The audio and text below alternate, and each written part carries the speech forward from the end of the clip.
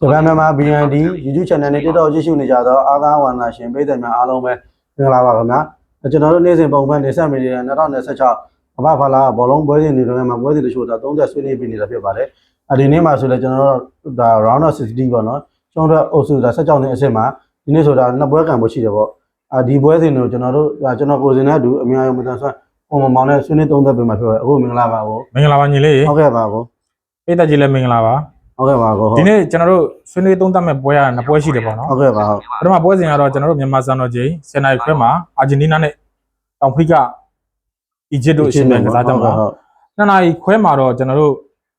ဆက်စလန်အသင်းနဲ့ကိုလံဘီယာအသင်းတို့ရှင်ပြန်ကစားကြဖို့ရှိပါတယ်ဟုတ်ကဲ့ပါဟုတ်ဒီပွဲတွေကကြီးကောင်းမပွဲစဉ်တွေပေါ့နော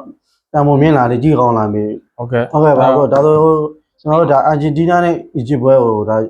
ဘို့အနေနဲ့ဘယ်လိုမြင်လိုက်ပဲဒီပွဲလေးကိုသုံးသပ်ပြီးပွဲလေးကိုကျွန်တော်တို့သုံးသပ်ရရင်တော့ဒီပွဲကဗျာကျွန်တော်တို့ကအာဂျင်တီးနားဆိုရင်ကြိုက်ခဲ့ကြတာပေါ့နော်ရှောက်လုံးဒါပေမဲ့ပြီးခဲ့တဲ့ပွဲတုန်းကတော့အာဂျင်တီးနားအနေနဲ့မထင်မှပဲဂိုးတွေပြန်ပေးပြီးတော့အသေးအတန်ခက်ကိတ်ပါလေးကိုစားခဲ့ရတာပေါ့နော်ဒါပေမဲ့အနိုင်သုံးမှတော့ရသွားပြီးတော့ကွာတာကို16သိန်းအဆင့်ကိုတက်ခဲ့တယ်ပေါ့ဟုတ်ကဲ့ပါအဲ့တော့ဒီဆင့်မှာတော့ကျွန်တော်ကအေဂျစ်နဲ့တွေ့တယ်အေဂျစ်ကလည်းအရင်ကြီးကောင်းနေတယ်မပါဘူးဗျဟုတ်ကဲ့အဲ့တော့အာဂျင်တီးနားကိုရှင်ဖို့ဆိုတာတော့ခက်ခဲပါလိမ့်မယ်ဟုတ်ကဲ့ပါအဲ့တော့ကျွန်တော်တို့လူနဲ့လူရင်းပြောရရင်တော့အာဂျင်တီးနားပဲကပ်ပြီးတော့နိုင်ယူသွားပါလိမ့်မယ်ဟုတ်ကဲ့ပါဟိုအာဂျင်တီးနားနဲ့အီဂျစ်ပွဲတော့ဒါကြည့်ကောင်းမှပွဲတယ်လို့ပဲပေါ့နော်ဘာဖြစ်လို့လဲဆိုတော့ကျွန်တော်တို့အထူးဆောင်ကြည့်ရမှာရီယိုနယ်မက်ဆီပေါ့ဒီပွဲမှာရောဂိုးတွေရောထပ်ပြီးတော့သွင်းနိုင်အောင်မလားပေါ့နော်ဒါကတော့စိတ်ဝင်စားဖို့တော့ကောင်းတယ်ဘာဖြစ်လို့လဲဆိုတော့ကျွန်တော်တို့ရှေ့မှာလည်းကျွန်တော်တို့ဒါအာလန်ဆိုတဲ့ဒါ9ဂိုးပေါ့နော်အမ်ဘက်ပေဆိုလည်း9ဂိုးရရှိနေပြီပေါ့ကျွန်တော်လီယိုနယ်မက်ဆီကြီးကလည်းဒါကျွန်တော်9ဂိုးရရှိနေပြီပေါ့ဟုတ်တယ်အဲကြောင့်ဒီပွဲမှာရောသူထပ်ပြီးတော့သွင်းနိုင်အောင်မလားဘယ်နှဂိုးသွင်းနိုင်အောင်မလဲပေါ့နော်ဒါမှမဟုတ်လည်းအချိန်မိုးတွေပနဒီတင်းတွေအထိပဲဆက်သွားမလားဒါကျွန်တော်တို့စိတ်ဝင်စားစရာဒါကောင်းတယ်ပေါ့နော်ဟုတ်ကဲ့အဲကြောင့်ဒီတစ်ဖက်ကကျွန်တော်တို့အီဂျစ်အသင်းဆိုတာလည်းလိမ့်မယ်တက်လာတယ်ဆိုပေမဲ့သူတို့ကလည်းဒါကောင်းလို့ဒီအဆင့်အထိရောက်လာတာပေါ့နော်ဟုတ်ကဲ့အဲကြောင့်ဒီအီဂျစ်မှာဥဆောင်လာမဲ့မိုဟာမက်ဆာလာကိုဒါကျွန်တော်တို့နည်းနည်းတော့စောင့်ကြည့်ခြင်းတယ်ပေါ့နော်ပြစ်ပယ်ထားလို့မရဘူးပြစ်ပယ်ထားလို့တော့မရဘူးဒါကြောင့်ဘယ်လိုပဲဖြစ်ပါစေဒီအာဂျင်တီးနားဆိုတာလည်းဒီကျွန်တော်တို့ဒါလောလောလတ်လတ်2020မှာတော့ချန်ပီယံဟောင်းပေါ့နော်ချန်ပီယံအသင်းတစ်သင်းဖြစ်ခဲ့တာပေါ့ဒါကြောင့်ဒီပွဲမှာတော့ကျွန်တော်အာဂျင်တီးနားတော့ပိုကြိုက်ပါတယ်အာဂျင်တီးနားပဲ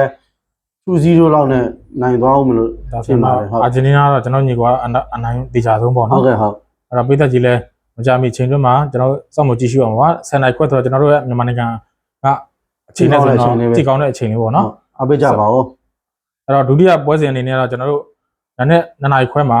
ကျွန်တော်ဥရောပဆက်စလန်တဲ့နဲ့တောင်အမေရိကကိုလံဘီယာတို့ရှင်ပြန်ကစားရဖို့ရှိပါတယ်ဟုတ်ကဲ့ပါဒီပွဲစဉ်အမြင်လေးကိုလည်းညီလေးအရင်ပြောလိုက်ပါဦးဟုတ်ကဲ့ပါကျွန်တော်ဒီဆက်စလန်နဲ့ကိုလံဘီယာတော့ဒါကြည့်ကောင်းမှပွဲတယ်လို့ပဲပေါ့နော်ဘာလို့လဲဆိုတော့ဆက်စလန်လည်းကျွန်တော်တို့ဒါအနေဒါတို့ဘာလို့ဒါဖြုတ်လာတာပေါ့နော်ဒီကိုလံဘီယာအသင်းကလည်းကျွန်တော်တို့ဒါနောက်ဆုံးဂါနာကိုဖြုတ်လာတဲ့အသင်းတစ်သင်းပေါ့နော်အဲကြောင့်ဒီပွဲစဉ်ကလည်းကြည့်ကောင်းမှပွဲစဉ်ပေါ့ဒါကြောင့်ကျွန်တော်ကဒီပွဲမှာဆွစ်ဇာလန်နဲ့ကိုလံဘီယာမှာကျွန်တော်ကဂိုးပေါ်ကြိုက်ပါတယ်ဆွစ်ဇာလန်ဂိုးပေါ်ပိုကြိုက်ပါတယ်ကျွန်တော်ကဒီပွဲစဉ်ကိုပြောချင်တာကိုလံဘီယာကဘောလုံးကင်ပြီးဘောလုံးဆော့တာအရန်တော့ကြည့်လို့ကောင်းတယ်ပြန်သူတို့ဂိုးသွင်းတဲ့ခါကျရင်တော့သူကဂိုးတကူရဖို့အရေးကိုသူလည်းတော်တော်လေးစူးစမ်းယူပါတယ်ဟုတ်ကဲ့ဟုတ်အဲ့ခါကျတော့ဒီပွဲစဉ်မှာကျွန်တော်တို့ဆွစ်ဇာလန်ကသူကလည်းပိတ်ကစားတဲ့အတင်းမဟုတ်ပါဘူးကျွန်တော်ဖွင့်ကစားတာပေါ့နော်ဖွင့်ဆော့တာဟုတ်တယ်ဖွင့်ဆော့တာဖြစ်တဲ့အတွက်ကျွန်တော်တို့ဒီပွဲစဉ်ကကြည့်ကောင်းမှာပေါ့နော်ဟုတ်ကဲ့ဟုတ်ဒါပေမဲ့ကျွန်တော်ကအပြန်လန်သွင်းရတဲ့ဒီပွဲစဉ်ကျွန်တော်လည်းဂိုးပေါင်းအပေါ်ကိုကြိုက်တယ်ပေါ့ဟုတ်ကဲ့ပါဟုတ်အဲ့တော့ကျွန်တော်ကဂိုးပေါင်းပေါ်ကြိုက်ပါတယ်ဟုတ်ကဲ့ပါကျွန်တော်ဒီ YouTube channel ကိုကြည့်ရှုနေကြတော့အားဝနာရှင်ပိတ်သက်တူးတော့ကျွန်တော်တို့ပဲကျေးဇူးတင်ရှိပါတယ်